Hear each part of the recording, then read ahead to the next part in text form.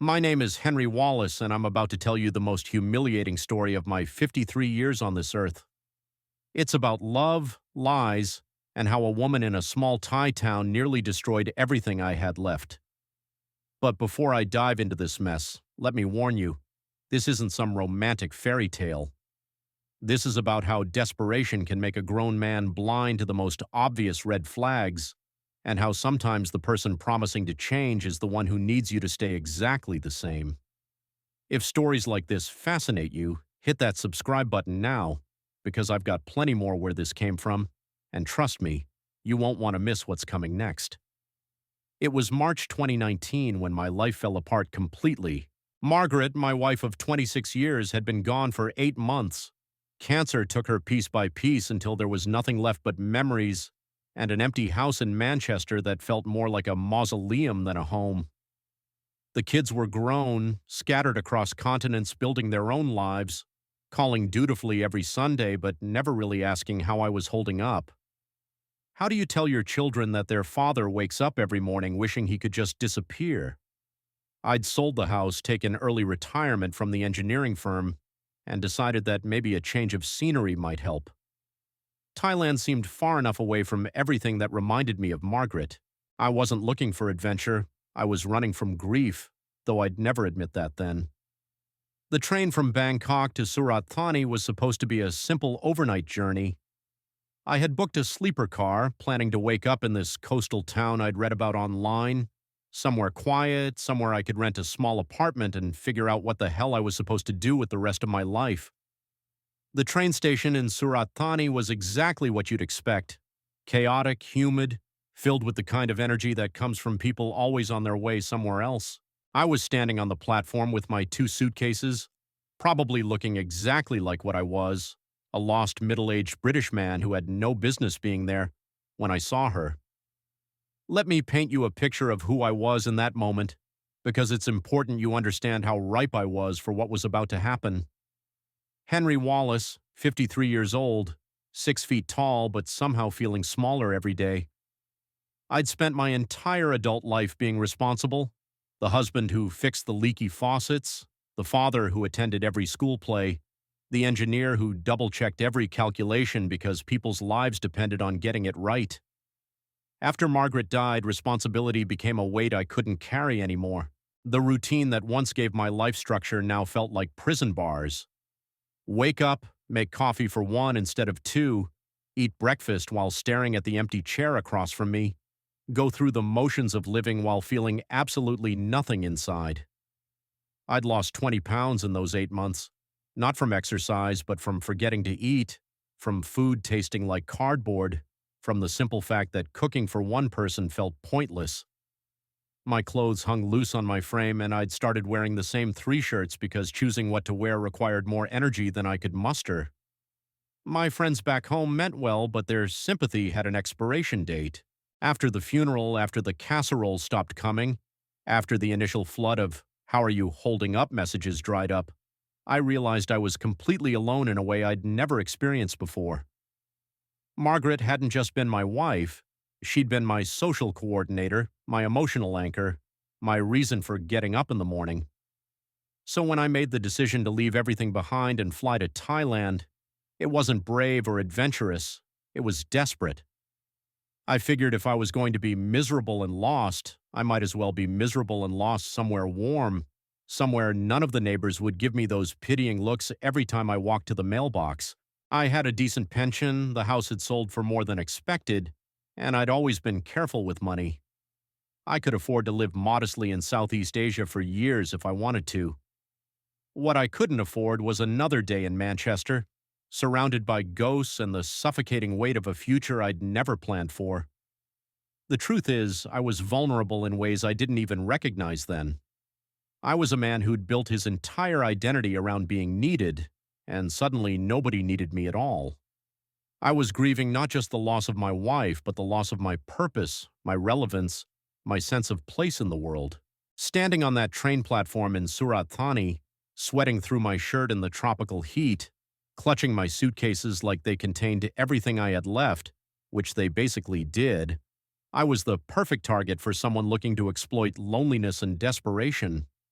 I just didn't know it yet. She appeared like something out of a dream, or maybe a mirage created by my grief-addled brain.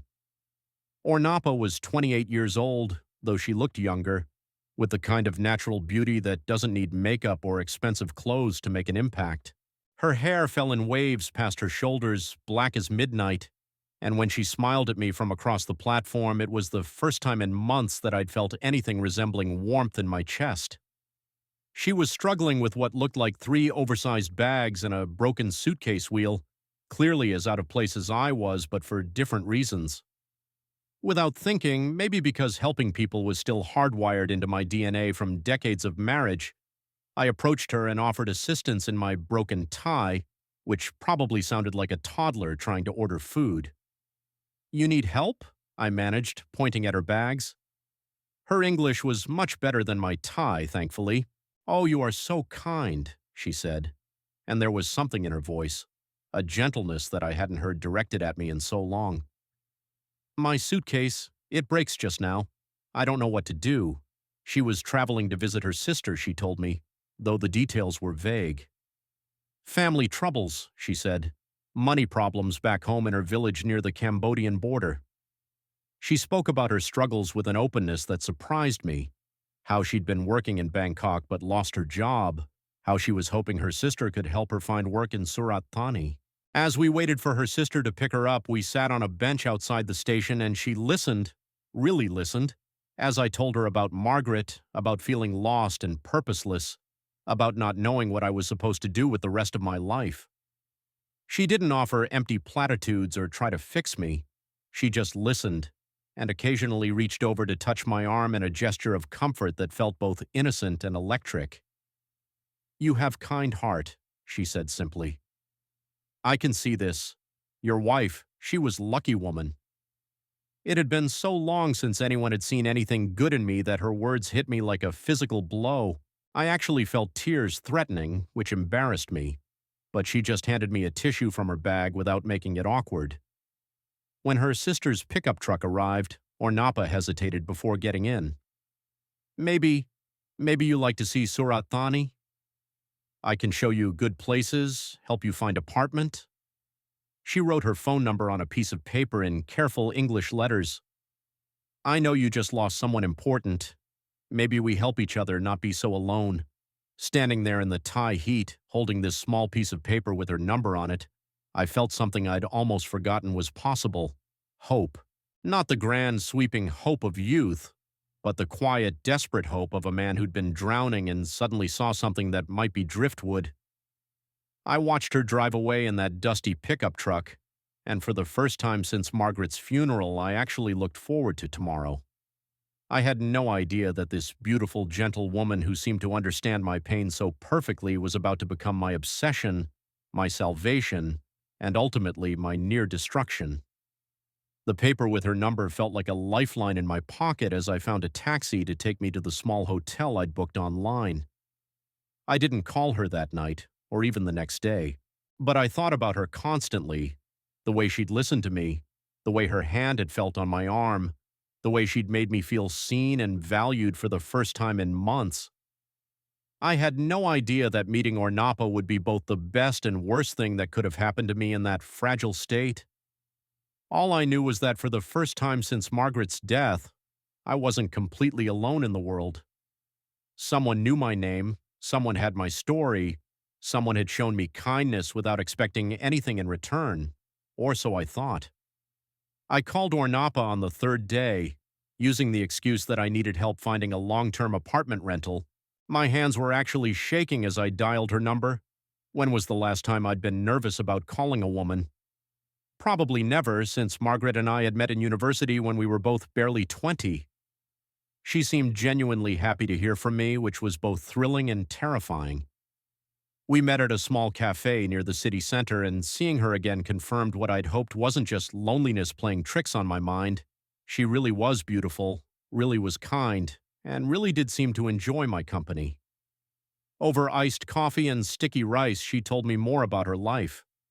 She'd grown up in a village so small it didn't have a name, just a number on the provincial maps.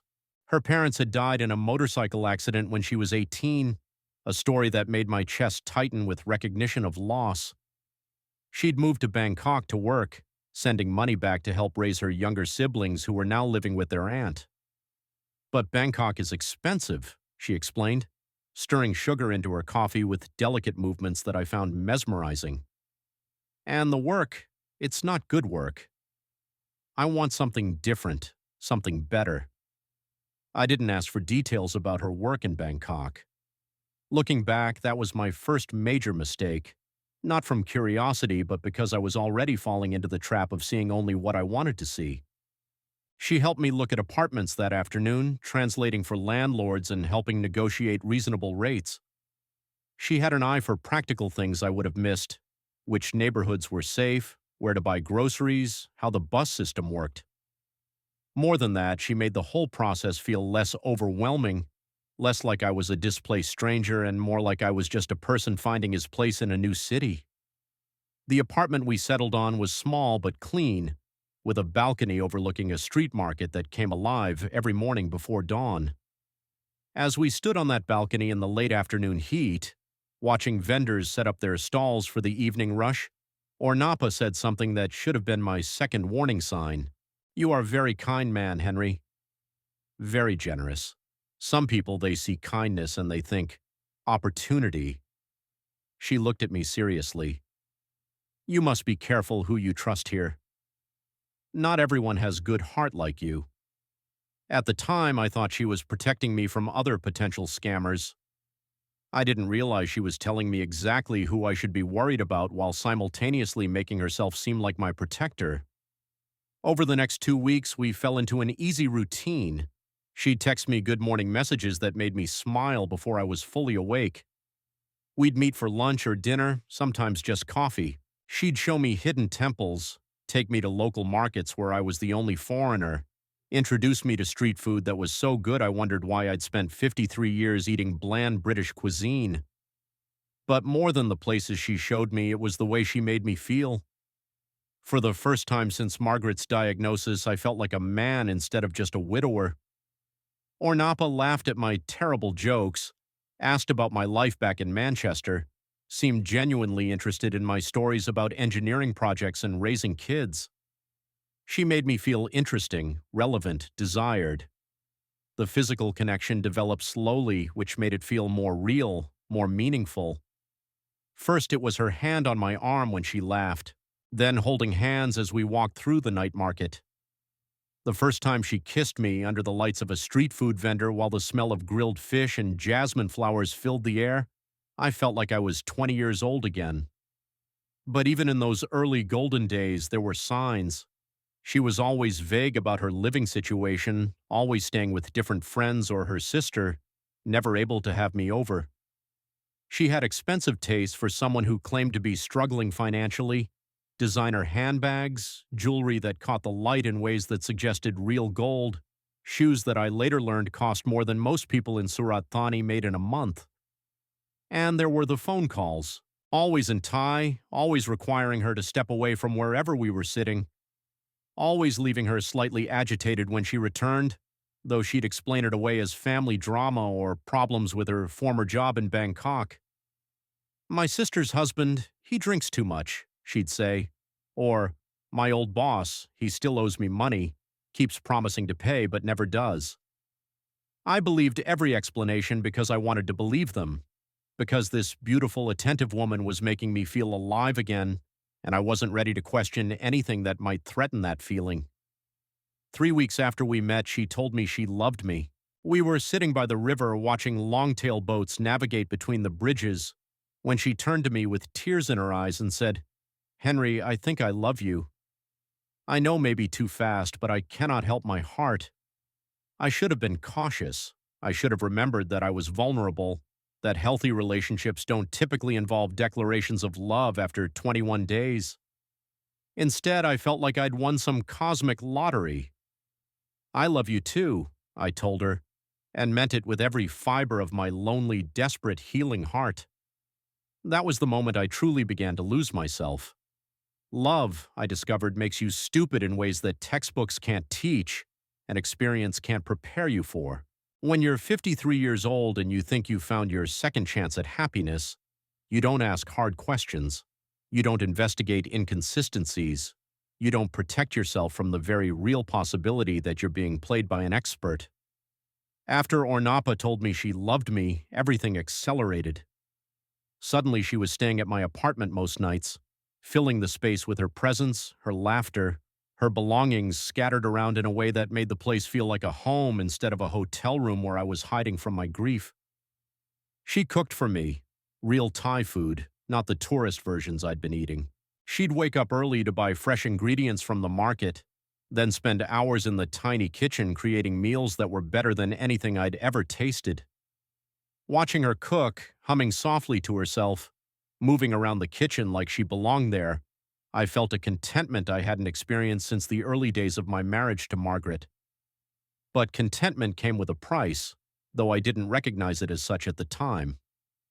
"Henry," she said one evening, about a month after we'd become official. We were lying in bed, her head on my chest, her fingers tracing patterns on my skin. "I need to tell you something, but I'm scared you'll be angry." My stomach clenched, but I tried to keep my voice steady. "You can tell me anything." "The work I did in Bangkok." She took a deep breath. "I worked at Gentlemen's Club." "Not prostitute," she added quickly, sensing my tension. "I was hostess. Men buy drinks, talk to me, sometimes dance, but never anything more. I needed money for family and it paid good. I should have asked more questions right then. I should have wondered why she was telling me this now, after we'd been together for weeks. Instead, I focused on reassuring her, on being understanding, on proving that I wasn't the kind of man who would judge her for doing what she had to do to survive. "Your past doesn't matter to me," I told her, and I believed it. "All that matters is us, now." The relief on her face seemed so genuine that I felt proud of myself for being mature, for being the kind of man who could love a woman regardless of her history. I had no idea that this conversation was actually an audition, and I had just passed with flying colors. 2 weeks later, the financial request began. "My little brother, he needs money for school fees," she explained over breakfast, showing me photos on her phone of a serious-looking teenager in a school uniform. 3,000 baht, not so much for you, but for my family is everything." 3,000 baht was about 70 pounds. Not much at all for me, and for education, for family, how could I say no? I transferred the money that afternoon and felt good about being able to help. The next month it was her sister's medical bills. The month after that, family land that was going to be sold if they couldn't make a payment to the bank. Each request came with documentation, photos, official-looking papers, heart-wrenching stories that tugged at my guilt about being a wealthy foreigner in a poor country. But it wasn't just the money. It was how she made me feel needed, essential, like a hero swooping in to save her and her family from poverty and hardship. After months of feeling useless and irrelevant, being someone's savior was intoxicating. The amounts gradually increased, but so subtly that I didn't notice the pattern. 500 pounds became 1,000. 1,000 became 2,000. She never asked directly. She'd just mention the problem, get upset, and let me offer to help.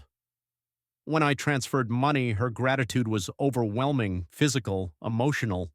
She'd cry tears of relief, tell me I was saving her family, make me feel like the most important person in the world. "You are angel sent from heaven," she'd whisper, and I'd believe every word. Meanwhile, I was isolating myself from any voice that might have offered perspective. I barely called my children anymore. Afraid they'd ask too many questions about how I was spending my time and money, I avoided other expats in town, preferring to spend all my time with Ornapa, who made me feel special and necessary and alive. 6 months after we met, I had transferred nearly 20,000 pounds to various accounts for her family's emergencies, for her own needs, for investments in her future that would supposedly allow us to be together without financial stress. But the most expensive investment was still ahead of me, and it would come wrapped in a promise that would consume me entirely.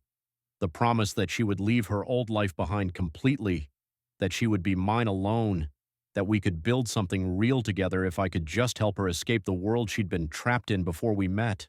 I was about to learn that the most expensive lies are the ones we most desperately want to believe. The conversation that would ultimately destroy me happened on a humid Tuesday evening in September. We'd been together for 6 months, and I was starting to think about longer-term plans. Maybe buying a house together, maybe even marriage. Thoughts that would have terrified me just a year earlier but now felt like the natural progression of what we'd built together. We were having dinner at our favorite riverside restaurant when Ornapa's phone buzzed with a message that made her face go pale. She excused herself to take a call, and when she returned 10 minutes later, she looked shaken. "What's wrong?" I asked, reaching for her hand across the table. She took a shaky breath. "My old boss from Bangkok. He wants me to come back, to work at the club again. He says I owe him money from when I left, that I broke my contract." The thought of losing her, of her returning to that life, made me feel physically sick. "How much does he claim you owe him?" 50,000 baht, she said, which was about 1,200 pounds. "But Henry, I don't want to go back to that life. I'm happy here with you. That work, it changes you, makes you hard inside. I don't want to be that person anymore." I should have asked why she would owe money for leaving a job. I should have wondered about the legal enforceability of whatever contract she was talking about. Instead, I saw only the woman I loved in distress, and my hero complex kicked into overdrive. "I'll pay it," I said without hesitation. "You never have to go back to that life." The relief and gratitude on her face was worth every penny, or so I thought. But then she said something that should have been my wake-up call. "But even if we pay him, there will always be men who want to take me back to that world. As long as I look like this, as long as I don't have proper job, proper education, there will always be someone trying to make me work in clubs." That's when she presented her solution, the promise that would become my obsession and ultimately my downfall. "I want to start business," she said. "Small restaurant maybe, or beauty salon. Something respectable, something that makes steady money so I never have to depend on men again." "Well," she smiled, reaching for my hand, "except for you. But you're different. You love me for real, not just for my body or because you can pay me." The business plan she outlined seemed reasonable, even admirable. She'd found a small restaurant space available for lease in a good location. With some renovation and the right equipment, it could be profitable within a year. The startup costs were significant, about 15,000 pounds, but she'd done her research, had spreadsheets showing projected income and expenses. More importantly, it represented her complete break from her past life. No more depending on the generosity of men, no more temptation to return to work that compromised her values, no more uncertainty about our future together. "If I have my own business," she said, "I can be proper girlfriend to you. Maybe even wife someday if you want that. But I need to be independent first, to prove to myself and to you that I'm worthy of real love." How could I not help her achieve that? How could I not invest in our future together, in her transformation from a woman trapped by circumstances into someone who could meet me as an equal partner? I transferred the 15,000 pounds the next week. But here's what I didn't know, what I was too blinded by love and hope to see. Ornapa had never stopped working at the club. Not when she met me, not when she moved in with me, not when she told me she loved me. Every few weeks she'd go to Bangkok for what she called family emergencies or job interviews. In reality, she was returning to her old work, making more money in a weekend than most people in Surat Thani made in a month. The restaurant business was real, the lease was legitimate, the renovation costs were accurate, the business plan was sound. But it wasn't meant to replace her club work. It was meant to supplement it, to give her a respectable cover story and a way to launder the money she made from her actual profession. I discovered this 3 months later, on a night when everything I thought I knew about my life fell apart. If you've ever been deceived by someone you loved completely, drop a comment below. Have any of your friends or family members been caught up in something similar? Because what I'm about to tell you about the night I discovered the truth is something I wouldn't wish on anyone, but it's a story that needs to be heard by anyone who might be walking down the same dangerous path I was on. The night I learned that love and lies can coexist in the same person, and that sometimes the person promising to change is the one who needs you to stay exactly as naive as you are. December 15th. I remember the date because it was supposed to be our first Christmas together, and I'd been planning to propose. I'd actually bought a ring, nothing too expensive, just a simple band that felt right for a woman who claimed to value sincerity over flash. It was sitting in my sock drawer, waiting for the right moment. Ornapa had gone to Bangkok again, supposedly to finalize some paperwork for the restaurant and visit her sick aunt. She'd been making these trips more frequently lately, always with reasonable explanations, always apologetic about leaving me alone. I'd gotten used to the pattern. She'd leave on Thursday, return Sunday night exhausted but happy to see me, full of stories about family drama and bureaucratic complications. That Thursday night I couldn't sleep. Something felt off, though I couldn't put my finger on what. Maybe it was the way she'd been distant the past few weeks, checking her phone constantly, taking calls in the bathroom. Maybe it was how she'd started talking about needing more money for the restaurant. Apparently, the initial renovation had uncovered problems that required additional investment. Around midnight, I did something I'd never done before. I called her. She didn't answer. The phone went straight to voicemail, which was odd because she always kept it on when we were apart. I tried again an hour later. Same thing. By Friday evening, I was genuinely worried. What if something had happened to her? What if her sick aunt had taken a turn for the worse? What if she was in some kind of trouble and needed help? I made a decision that would change everything. I booked a bus ticket to Bangkok. I told myself I was being a caring boyfriend, that surprising her with support during a difficult family time was romantic, not stalkerish. I convinced myself that the sick feeling in my stomach was just worry about her well-being, not some deeper intuition that everything I believed about my life was about to be shattered. The bus ride to Bangkok took 6 hours, giving me plenty of time to rehearse what I'd say when I found her. I'd tracked down the address of the aunt she was supposedly visiting. She'd mentioned the district once, and I'd managed to find the specific address in old text messages where she'd asked me to send money for medical bills. But when I arrived at the address Saturday morning, there was no aunt. The building was a construction site that had been abandoned for months. No one in the neighborhood had heard of anyone matching Ornapa's description. That's when the real investigation began. That's when I started asking the right questions, the ones I should have asked months earlier. That's when I discovered that the woman I loved, the woman I'd given my heart and nearly 30,000 pounds to, had been living a double life so complete that I wondered if anything about our relationship had been real. It took me 6 hours of wandering Bangkok streets, showing her photo to taxi drivers and street vendors, before someone finally recognized her. "Oh, you know Nong Ornapa," said a middle-aged man selling fruit near Nana Plaza. "Beautiful girl. Works at Angel Witch Club, very popular with foreign men. You her customer?" The words hit me like a physical blow. Nana Plaza. I knew that name. It was Bangkok's most notorious red light district, a place I'd actively avoided during my few trips to the capital. "She works there now?" I managed to ask. He looked confused. "Now?" "She never stopped working there. Every weekend, sometimes during week 2. Makes very good money." "Why, she tell you different story?" The ground felt like it was shifting under my feet every weekend. The same weekend she'd been visiting her sick aunt, finalizing restaurant paperwork, dealing with family emergencies. I should have left then.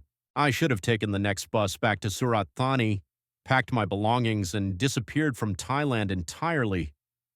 Instead, I found myself walking toward Nana Plaza like a man in a trance, needing to see the truth with my own eyes.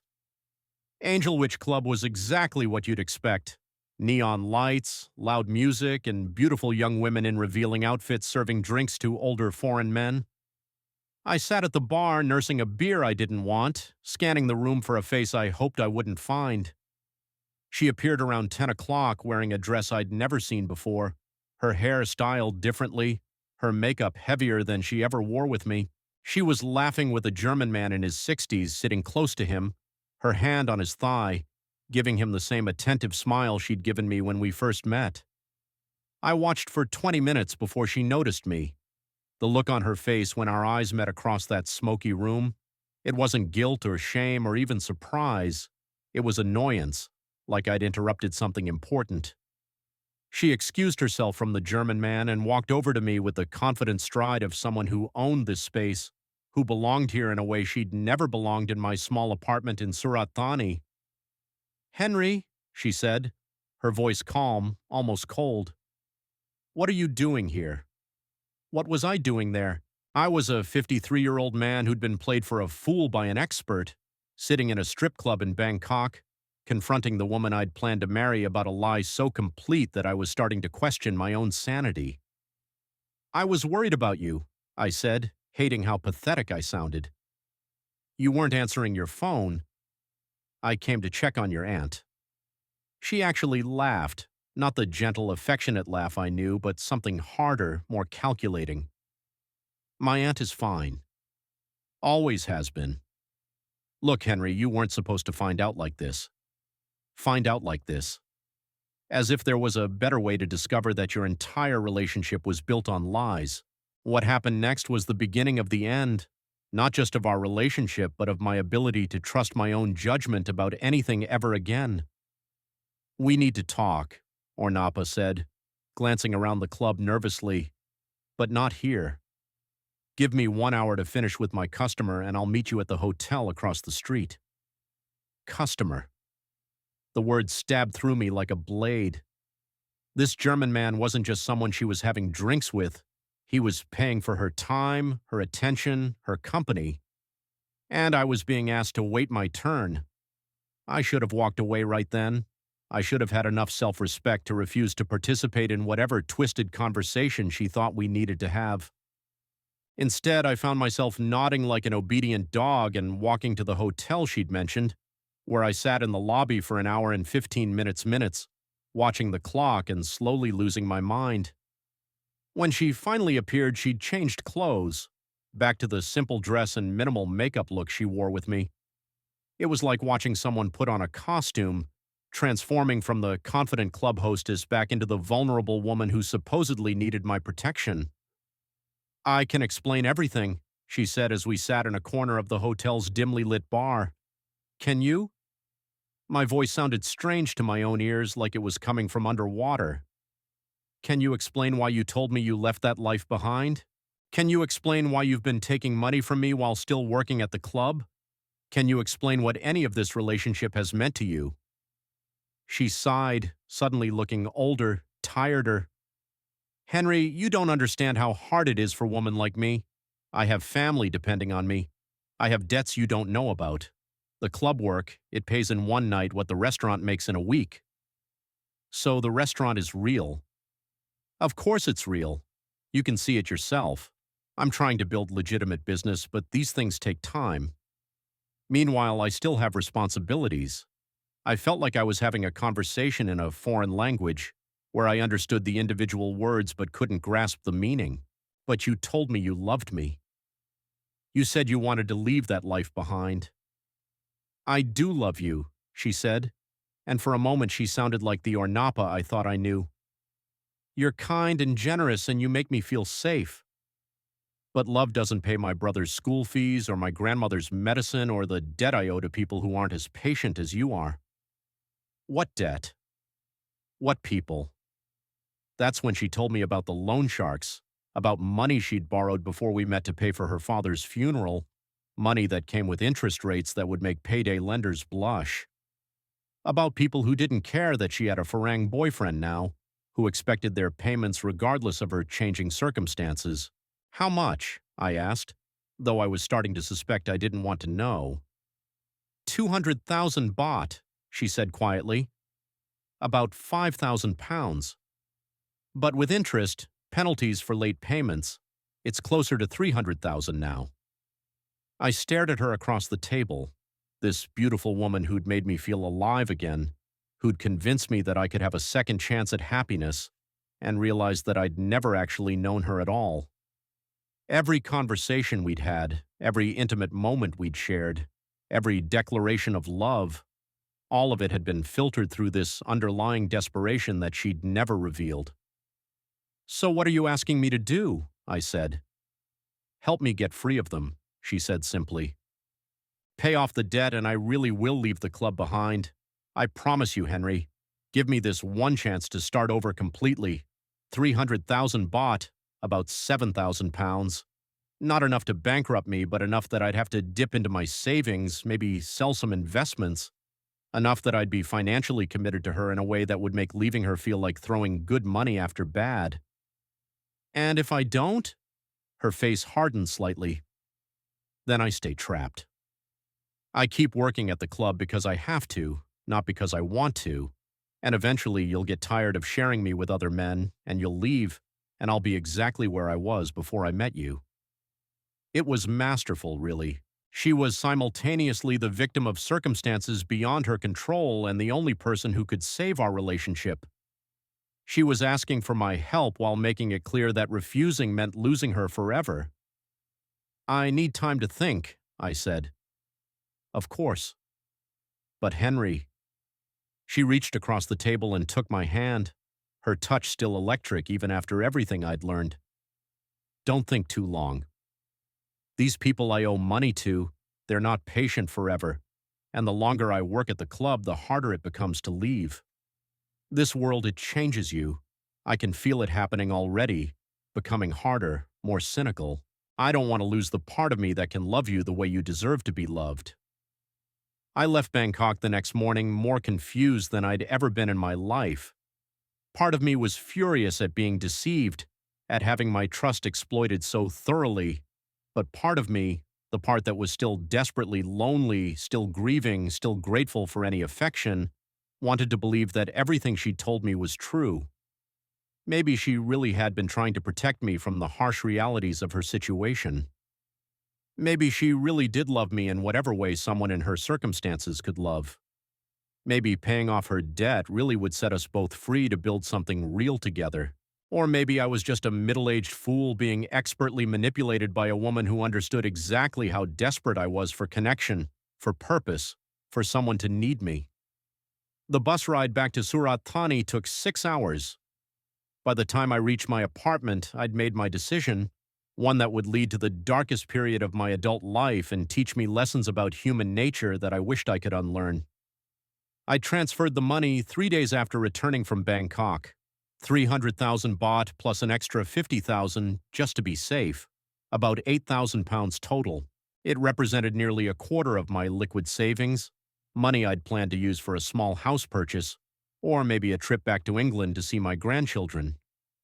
Instead, I was betting it all on a promise from a woman who'd already lied to me about everything that mattered.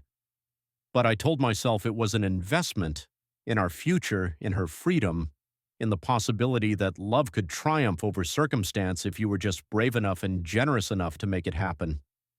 I'd read enough romance novels over the years to know how these stories were supposed to end.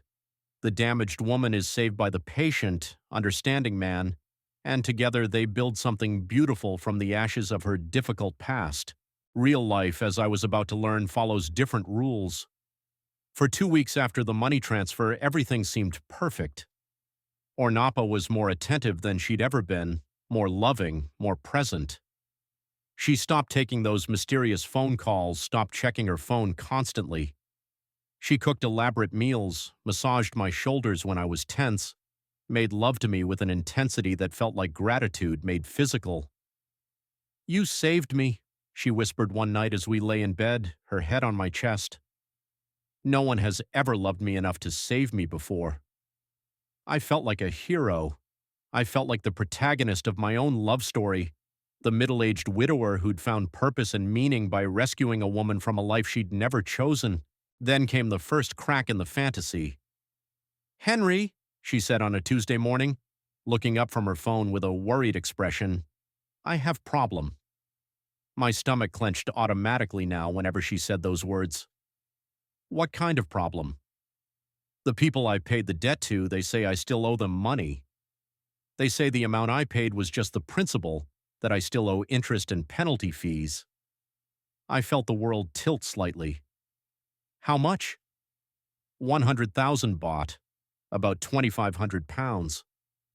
But baby, I don't understand. I thought we paid everything.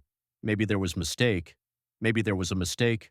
Or maybe there was never any debt in the first place. Or maybe the debt was real, but the people she owed it to were smart enough to know that she'd found a reliable source of income, me, and they weren't about to let that stream dry up. But I was in too deep to ask those questions. I was financially and emotionally committed now. Walking away meant accepting that I'd been played for a fool and that the past year of my life had been built on lies. It meant returning to the loneliness and purposelessness that had driven me to Thailand in the first place. So I paid the additional 100,000 baht. 2 months later, there was another emergency. Her brother had been arrested on what she claimed were false charges. Bail and legal fees would cost 80,000 baht. I paid. A month after that, the restaurant needed unexpected repairs. A burst pipe had damaged the kitchen and insurance wouldn't cover it. 60,000 baht. I paid. Each payment came with detailed explanations, documentation, photos. Each payment was presented as the last one, the final obstacle to our happily ever after. Each payment made it harder to walk away because now I had so much invested in making this work. But the worst part wasn't the money. The worst part was watching myself become someone I didn't recognize, suspicious, controlling, desperate. I started checking her phone when she was in the shower. I followed her when she said she was going to the market. I questioned every story, every explanation, every request, and she started to change too. The grateful, loving woman who'd been so thankful for my rescue began to resent my questions, my doubt, my need for reassurance. "You say you trust me, but then you act like I'm criminal," she said during one of our increasingly frequent arguments. "How can we have love without trust?" She was right, of course. We couldn't have love without trust. But trust is earned, and every time I thought I'd reached the bottom of her deceptions, I discovered there was another layer beneath. The breaking point came 6 months after I'd paid off her supposed debt, when I discovered that she'd never actually left the club at all. Not for a day, not for a week, not even for a weekend. The whole time she'd been telling me about her new life as a restaurant owner, she'd been working her regular shifts at Angel Witch. I found out the stupidest way possible, through Facebook. One of her coworkers had tagged her in photos from a club party, pictures that had been taken the same night she'd told me she was visiting temples with her sister. There she was, in the same dress she'd worn to bed with me the night before, surrounded by other club girls and foreign customers, smiling that professional smile I'd learned to distinguish from her real one. That's when I realized the truth that would nearly destroy me. I hadn't rescued anyone. I hadn't saved anyone from anything. I'd simply become another customer, just one who paid monthly installments instead of nightly rates, one who got a more elaborate performance that included home-cooked meals and declarations of love. And the most terrifying part was that I'd become so addicted to the performance that I wasn't sure I could stop paying for it, even now that I knew exactly what it was. The human mind has remarkable defense mechanisms. When faced with a reality too painful to accept, it will create elaborate justifications, explanations, alternative narratives, anything to avoid confronting the fundamental truth that you've been living a lie. For 3 days after seeing those Facebook photos, I tried to convince myself there was another explanation. Maybe the photos were old, taken before she'd left the club. Maybe she'd gone back just that one night as a favor to her boss. Maybe she was working there legitimately now, just serving drinks, not doing anything that violated our relationship. But on the 4th day, I did something that required more courage than I'd shown in the entire previous year. I called the club directly. "Is Ornapa working tonight?" I asked in English, my heart hammering. "Yes, she come in at 8 o'clock, the woman on the phone confirmed cheerfully. "You want to book time with her?" "She very popular, but maybe we find slot for you. Book time with her." The woman I'd been living with for over a year, the woman I'd given nearly 20,000 pounds to, the woman I'd planned to marry, I could book time with her like any other customer. That night, while Ornapa told me she was having dinner with her sister, I sat in my apartment and faced the most humiliating truth of my adult life. I had become the stereotypical old fool, the desperate foreigner being expertly milked by a professional who saw me as nothing more than a particularly gullible and generous source of income. But humiliation, I discovered, can be a clarifying emotion. Once you stop trying to protect your ego and just accept how thoroughly you've been played, you can finally start thinking clearly about your situation. I began to document everything, every money transfer, every story she told me, every excuse for her absences. I wrote down dates, amounts, contradictions. I created a spreadsheet that showed exactly how much I'd given her over the past year. It came to £28,000, more than many people earn in a year. More importantly, I started researching the tactics used by professional romance scammers. What I learned made me feel sick and strangely validated at the same time. Every technique Ornapa had used on me was textbook. The vulnerable backstory, the gradual escalation of financial requests, the mixture of genuine affection with calculated manipulation, the way she'd made me feel like a hero while systematically draining my bank account. I wasn't the first man to fall for this exact script, and I wouldn't be the last. But knowledge, even devastating knowledge, is power. For the first time in months, I felt like I had agency in my own life again. I had choices to make, decisions that were mine to control. I could confront her directly, demand explanations, try to salvage something from the wreckage of our relationship. I could continue pretending I didn't know what was happening, go on paying and hoping that somehow reality would conform to my fantasies. Or I could do something that a year ago would have seemed impossible. I could choose to leave. Not just leave Ornapa, but leave Thailand entirely. Return to England, to my children who'd barely spoken to in months because I'd been too ashamed to tell them how I was really spending my time and money. The decision, when it finally crystallized in my mind, was both terrifying and liberating. I would leave, I would cut my losses, accept that I'd been the victim of an expert con, and try to rebuild whatever dignity and financial security I had left. But first I had to survive telling Ornapa that I knew the truth.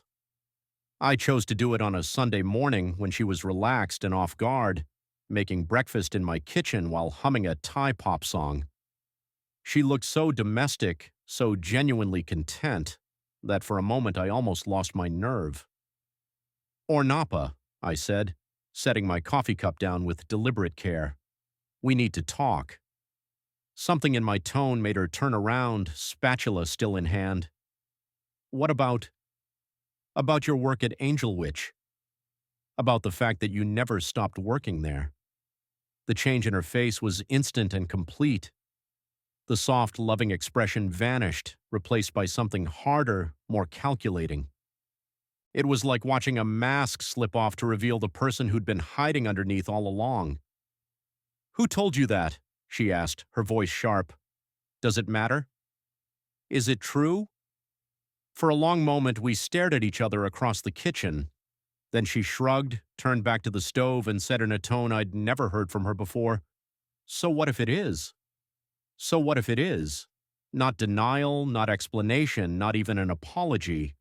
Just cold acknowledgement that yes, she'd been lying to me about everything, and what was I going to do about it?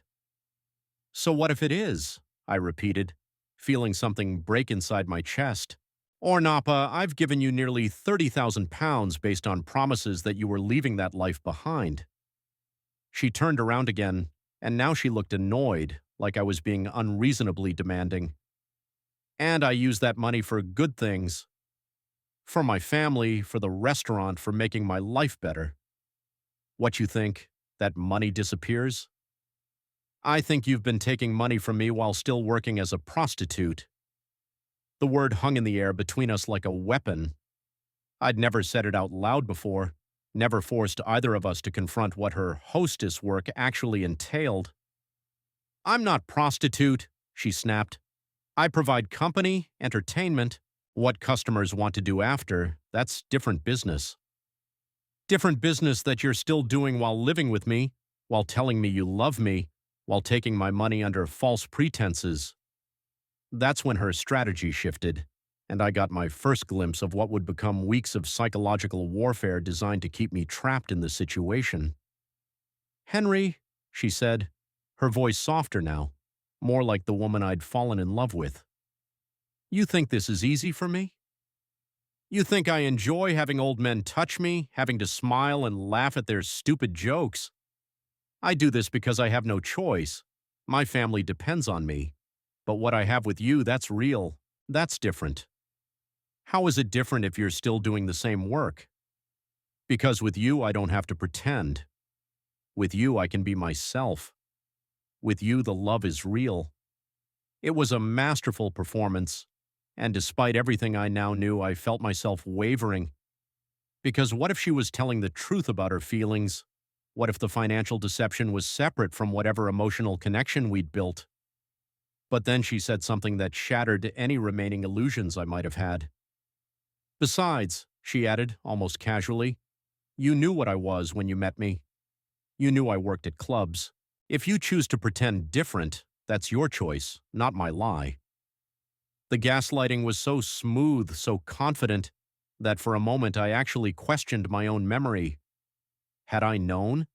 Had I been lying to myself all along about what kind of relationship this was? But no. I remembered our early conversations clearly. I remembered her tears when she told me about wanting to leave that life behind. I remembered her promises, her gratitude, her declarations of love tied specifically to my role as her rescuer. "That's not what happened," I said quietly. "You specifically told me you wanted to leave the club. You asked me to help you start over." She shrugged again, that same dismissive gesture that was becoming infuriating. People say many things when they're emotional. Doesn't mean they're realistic. You want me to quit good-paying job to make you feel better about yourself? That's selfish, Henry. Selfish. I was being selfish for expecting honesty from someone I'd been financially supporting for over a year. I was being selfish for wanting the woman I loved to actually leave the profession she'd claimed to hate. That's when I realized this conversation was never going to end with her acknowledgement of wrongdoing, remorse, or commitment to change. It was only going to end with me being painted as the unreasonable one, the controlling foreign boyfriend who didn't understand Thai culture or economic reality. "I'm leaving," I said. "I'm going back to England." That got her attention. The casual dismissiveness vanished, replaced by genuine alarm. "What you mean, leaving?" "I mean, I'm done with this situation. I'm done being lied to, manipulated, and taken advantage of. I'm booking a flight this week." "You cannot leave," she said, and now there was panic in her voice. "Henry, you love me. We have plans together. The restaurant, the business we're building. The business we're building with my money while you continue working at the club. That business. I told you I will stop when the time is right. But if you leave now, everything we worked for is destroyed. All the money you invested, wasted." There it was. The sunk cost fallacy wrapped in emotional manipulation. Don't leave because you've already invested so much. Don't abandon the dream because that would mean admitting the dream was never real in the first place. But I was 54 years old, and I'd learned enough about life to know that throwing good money after bad doesn't make the bad money good. It just makes you poorer. "The money is already wasted," I said. "I'm not throwing away any more of my life on false promises." That's when Ornapa played her final card, the one I should have seen coming but somehow didn't. "If you try to leave me," she said, her voice cold and steady, "I will tell everyone you know what kind of man you really are. Your children, your friends back in England. I have photos of us together, videos you don't even remember making. I have messages where you say you love me, where you talk about our future together. How do you think it will look when people find out you were living with a bar girl giving her money for sex?" The threat hung between us like a poison cloud. She was right, of course. The shame of having my children discover how thoroughly I'd been played, how pathetically I'd behaved, was almost overwhelming. The thought of my colleagues, my neighbors, my friends, Learning that the dignified widower Henry Wallace had been caught up in the most cliched foreign fool scenario possible made me feel physically sick. But as I looked at this beautiful woman who was now openly threatening to destroy my reputation unless I continued to bankroll her double life, I realized something important. The shame I felt about other people knowing the truth was nothing compared to the shame of continuing to live a lie. "Do it," I said quietly. "Tell whoever you want, show them whatever you have. I'd rather be embarrassed than be your victim for another day."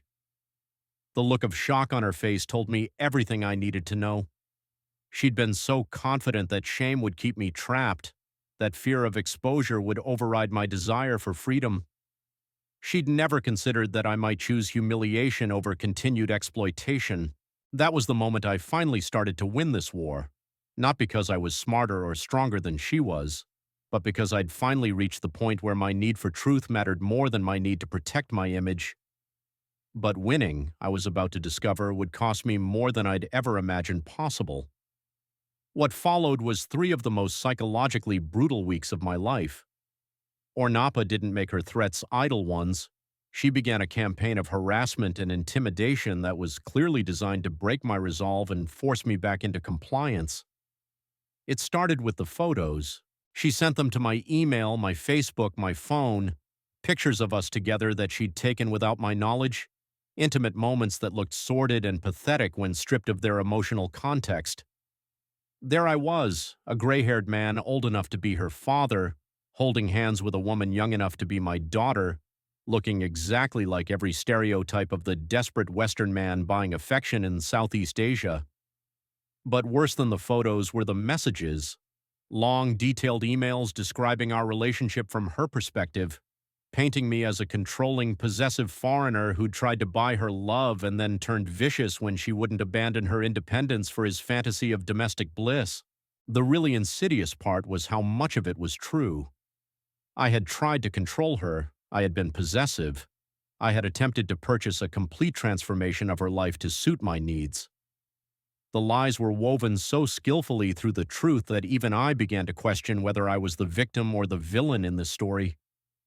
She sent friend requests to my children on Facebook, messages to my former colleagues, emails to neighbors whose addresses she'd somehow obtained. Most of them ignored her, but a few responded with confused questions. "Dad, who is this woman? Why is she saying she's your girlfriend in Thailand?" Those conversations were among the most humiliating of my life. Trying to explain to my adult children that their father had been caught up in what was essentially an elaborate romance scam, while also acknowledging that I'd willingly participated in and funded the relationship for over a year. My daughter Sarah was surprisingly understanding. "Dad, you were a grieving mom and vulnerable. These people are professionals at exploiting that." My son Michael was less forgiving. "How could you be so stupid? Didn't you see what was happening? Didn't you think about how this would affect the family?" But the external pressure was nothing compared to what Ornapa was doing to me directly. She refused to move out of my apartment, claiming she had nowhere else to go and I couldn't legally evict her without proper notice. She alternated between tearful apologies and vicious attacks, sometimes within the same conversation. "I'm sorry, Henry," she'd cry. "I never wanted to hurt you.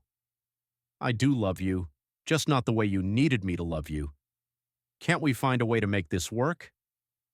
Then an hour later, "You think you're so superior, so moral. You paid for a girlfriend because you couldn't get one any other way. At least I'm honest about what I am." She was right, and that made it worse. I had essentially paid for companionship, affection, the illusion of being desired. The fact that I'd convinced myself it was something more noble didn't change the fundamental transaction at the heart of our relationship. But the worst part was how she'd weaponized our sexual relationship. She'd saved messages I'd sent her, photos I'd taken, intimate details about my desires and insecurities. She threatened to share them publicly, to send them to my children, to post them on social media with my full name attached. "Everyone will know what kind of old man you are," she said during one particularly vicious argument. "Everyone will know the things you like to do, the things you asked me to do." Is your dignity worth that embarrassment? For 2 weeks, I wavered.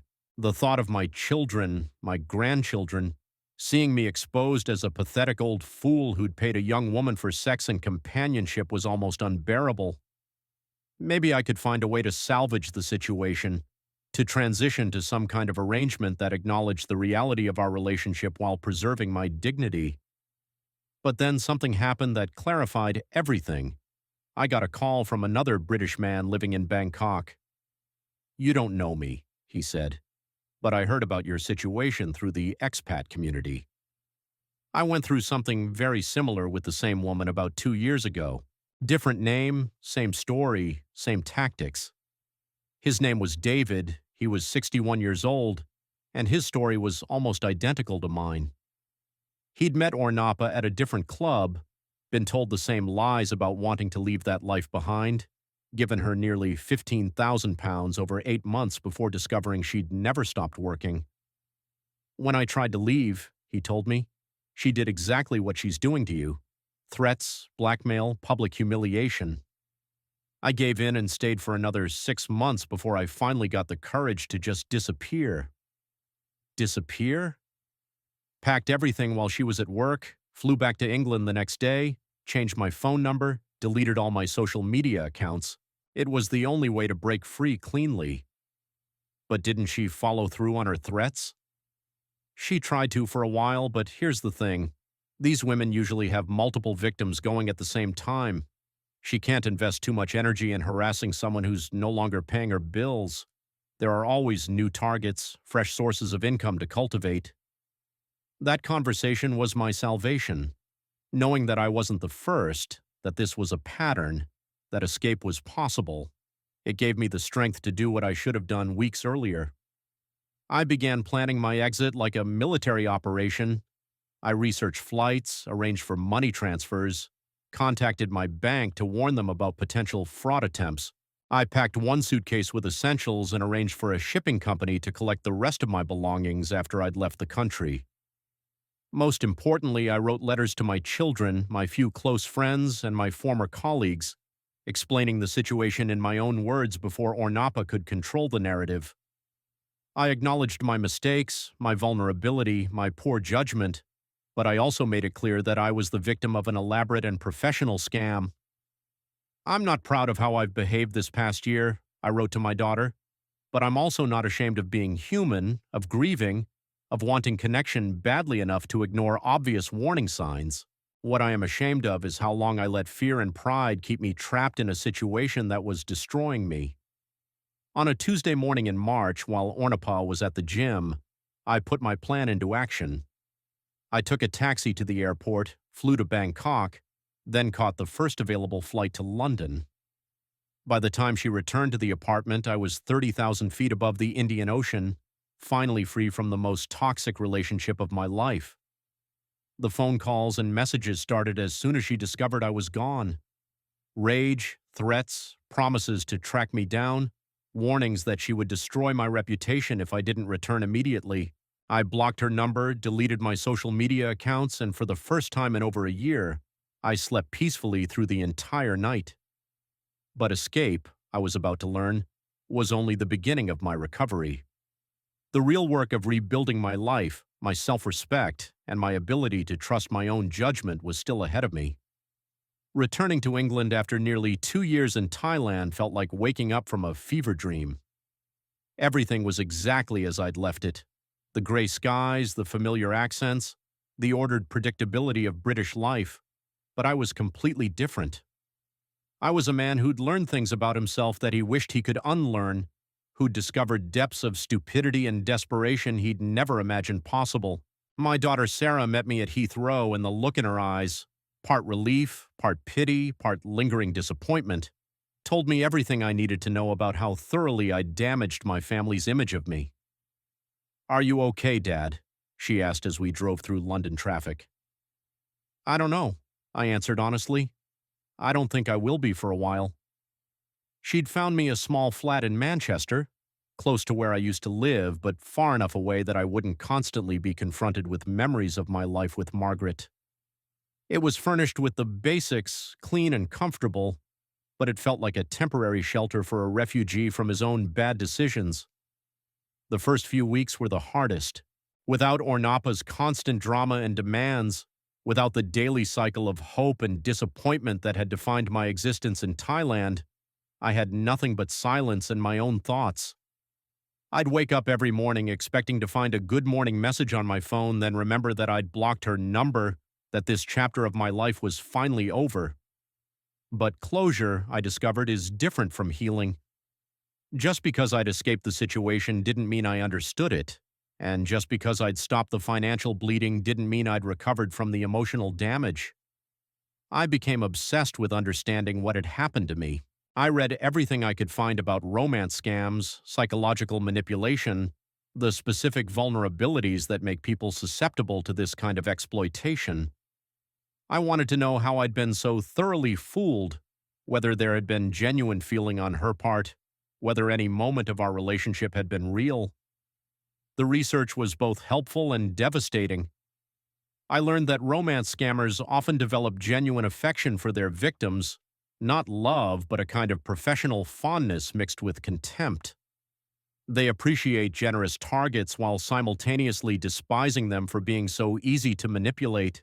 I learned that the emotional manipulation techniques Ornapa had used on me, the love bombing, the gradual escalation of financial requests, the mixture of gratitude and guilt, were standard practices, refined through years of experience with vulnerable men. Most importantly, I learned that my particular vulnerabilities, recent loss of spouse, social isolation, financial security combined with emotional desperation, made me an ideal target. I wasn't stupid or unusually gullible. I was just human in ways that professional predators know how to exploit. But knowledge, while helpful, couldn't undo the damage to my ability to trust my own judgment. If I could be so completely wrong about someone I'd lived with for over a year, someone I'd planned to marry, how could I ever trust my instincts about people again? The answer came through therapy, something I'd never considered necessary before but now recognized as essential. Dr. Helen Morrison, a psychologist specializing in trauma and manipulation, helped me understand that being victimized doesn't make you weak or stupid, it makes you human. The same qualities that made you vulnerable to exploitation, she told me during one of our sessions, are also the qualities that make you capable of genuine love and connection. Your capacity for trust, generosity, and emotional investment, these aren't character flaws. They're strengths that were weaponized against you. Slowly, painfully, I began to rebuild not just my confidence, but my understanding of what had actually happened to me. I'd been the victim of a crime, not a violent crime, not even technically a financial crime since I'd given the money willingly, but a crime nonetheless. A systematic assault on my emotions, my judgment, and my basic human need for connection. The hardest part was forgiving myself. Not for being victimized, that wasn't my fault, but for staying so long after the red flags became impossible to ignore. For choosing fantasy over reality, for prioritizing my need to be needed over my need to be respected. Self-forgiveness, Dr. Morrison explained, isn't about excusing your mistakes. It's about accepting that you're human, that you made decisions based on the information and emotional state you had at the time, and that you're capable of learning and growing from the experience. 6 months after returning to England, I finally felt ready to reconnect with my children properly. Not just the surface-level conversations we'd been having, but honest discussions about what I'd been through and how it had affected all of us. "I'm sorry I put you through that," I told Michael during a difficult conversation over dinner. "I'm sorry you had to worry about me, sorry you had to field calls and messages from someone who was essentially blackmailing me." "I just don't understand how you couldn't see what was happening," he said, still struggling with anger about the situation. "Because I didn't want to see it," I answered. "Because admitting I was being conned would have meant admitting that everything I felt, everything I thought we had together was built on lies, and I wasn't ready to face that level of loneliness again." That conversation, as difficult as it was, marked a turning point in my recovery. I was finally able to acknowledge my mistakes without defending them, to accept responsibility for my choices while also recognizing that I'd been systematically manipulated by an expert. 1 year after returning from Thailand, I did something that would have seemed impossible during the darkest days of my entanglement with Ornapa. I started dating again. Not seriously, not with any expectation of finding lasting love, but as a way of proving to myself that I could still connect with women in healthy ways, that my judgment hadn't been permanently damaged by what I'd been through. The difference was remarkable. Free from the desperate loneliness that had made me so vulnerable in Thailand, I could see potential partners clearly. I could recognize genuine interest versus calculated charm, authentic conversation versus practiced manipulation. I went on dates with women my own age who had their own lives, their own interests, their own financial security. Women who didn't need me to rescue them because they weren't drowning in the first place.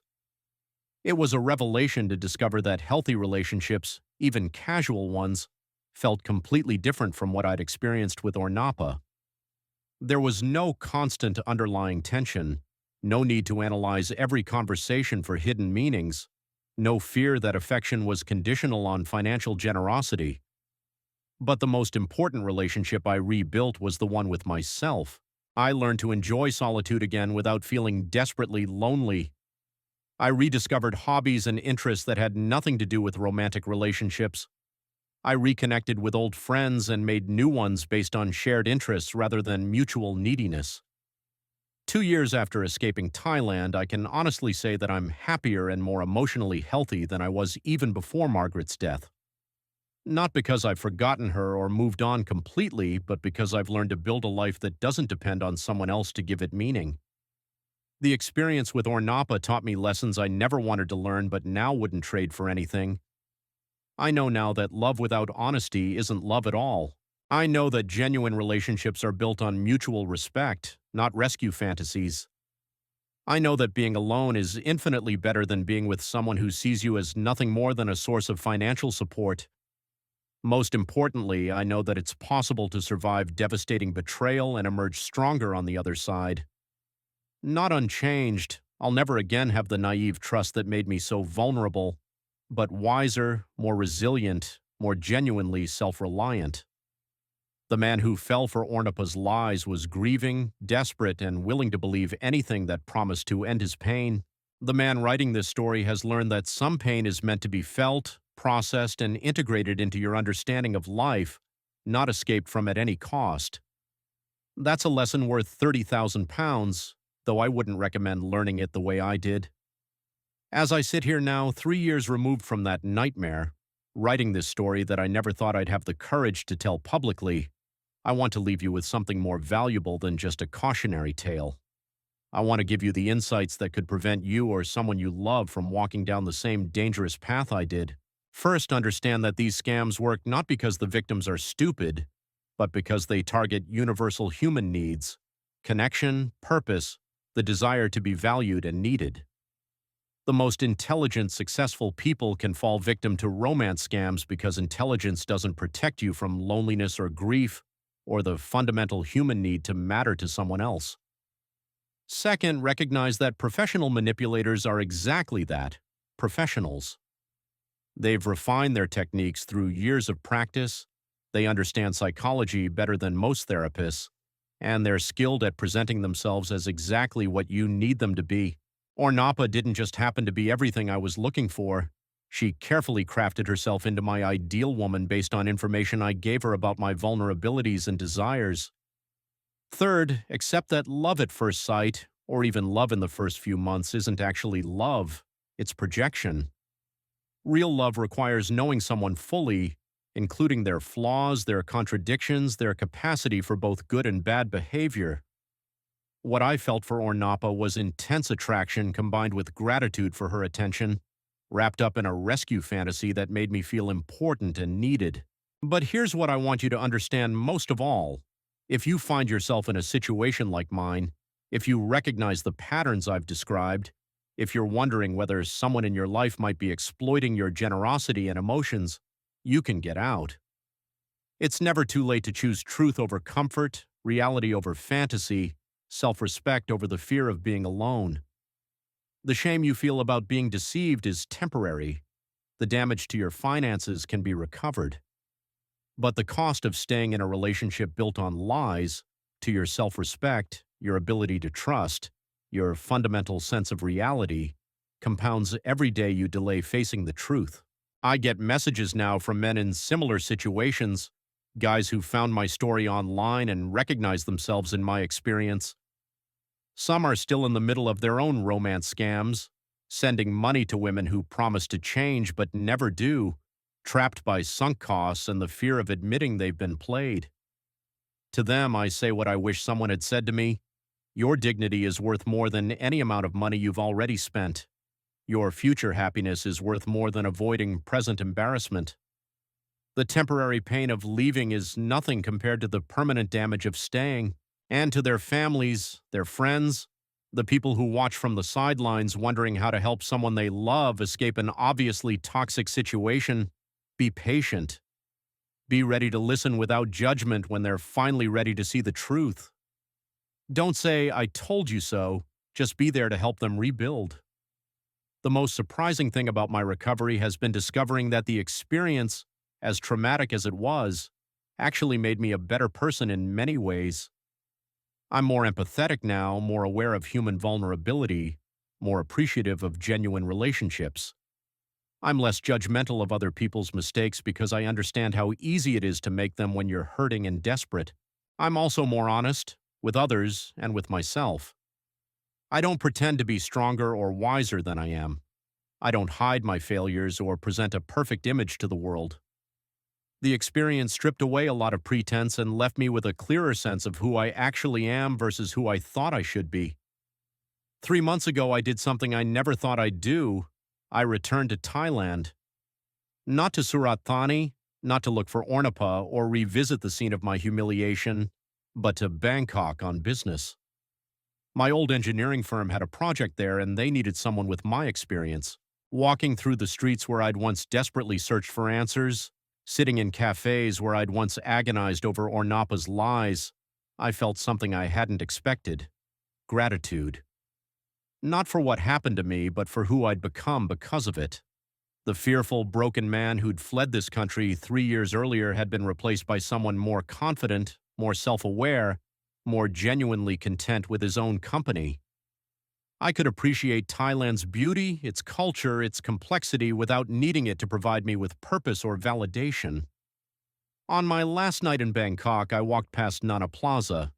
I didn't go inside. I had no desire to see that world again, but I wasn't afraid of it either. It was just a place where some people worked and others spent money, no more mysterious or threatening than any other commercial district. I thought about Ornapa for the first time in months. I wondered if she was still working at the same club, still running the same scams on other vulnerable men. I felt sorry for her, trapped in a life that required her to see human connection as nothing more than a business opportunity. But mostly I felt grateful that I'd finally learned the difference between being needed and being loved, between rescuing someone and building a relationship, between paying for attention and earning respect. That night I called Sarah from my hotel room. "How was the trip, Dad?" she asked. "Educational," I said. "I think I'm finally done learning this particular lesson." She laughed. "Good. We've all had enough drama for one family." "I love you," I told her, "and I'm proud of how patient you've been with your foolish father." "You're not foolish, Dad. You're human. There's a difference." Flying home the next day, looking down at the landscape that had nearly destroyed me, I realized she was right. Being human means being vulnerable to both the best and worst in other people. It means being capable of great love and great mistakes, sometimes simultaneously. The key is learning from the mistakes without closing yourself off to the love. If you've made it this far in my story, if you recognize yourself or someone you care about in what I've shared, please remember this. It's never too late to choose truth. It's never too late to value yourself enough to walk away from someone who doesn't value you. It's never too late to start over, to rebuild, to find genuine connection based on honesty rather than need. And if you've found this story helpful, if it's given you insights or courage or just the comfort of knowing you're not alone, please share it. Subscribe to this channel, leave a comment about your own experiences or those of people you know, and keep watching for more stories that matter. Because the most important lesson I learned from my year in hell is this: our stories have power. When we're brave enough to tell the truth about our failures, our vulnerabilities, our mistakes, we give others permission to face their own truths, and sometimes that's the difference between staying trapped and finally breaking free. My name is Henry Wallace, and this is my story of how I lost everything I thought I wanted and found everything I actually needed. Thank you for listening, for caring, for being part of the community that makes healing possible. Take care of yourselves, and remember, you're worth more than anyone who would exploit your loneliness could ever pay you in false promises and temporary attention.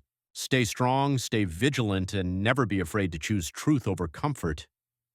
Your future self will thank you for the courage it takes to face reality, no matter how painful that reality might be. Until next time, this is Henry, reminding you that surviving betrayal isn't just possible, it's the beginning of becoming who you were always meant to be.